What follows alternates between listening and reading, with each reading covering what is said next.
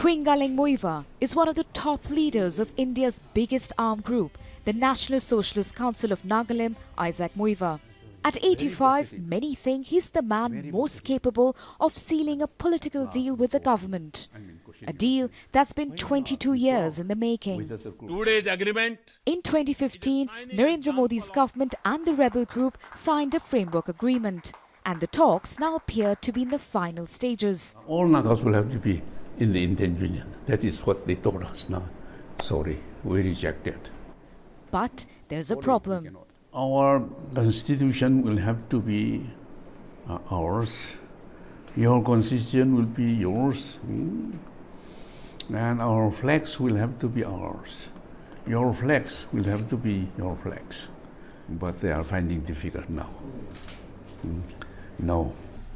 The Naga armed group has up to 5,000 fighters and runs its own parallel government. The issue of territorial and political sovereignty for the Nagas has been at the heart of the conflict since India's independence.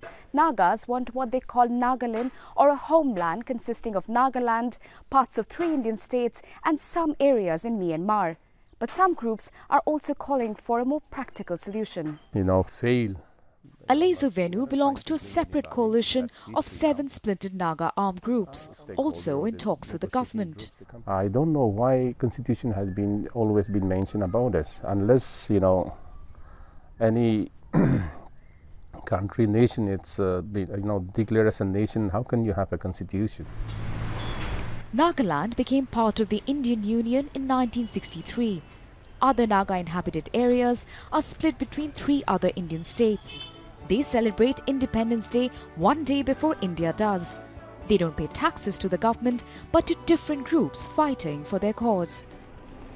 But that system has crippled Nagaland's infrastructure and choked its economy. In today's reality, many educated youths are suffering because of these economic conditions. People are frustrated. So peace talks are critical. But the Indian government's decision to revoke Kashmir's autonomy is also casting a shadow. You're taking away autonomy from Jammu and Kashmir, or have taken it away, and you're promising it to the Nagas. So what value does that promise have for the Nagas? And this is what is impacting the talks. The governor of Nagaland has told Indian media that talks are stuck on the symbolic issues of flag and the constitution.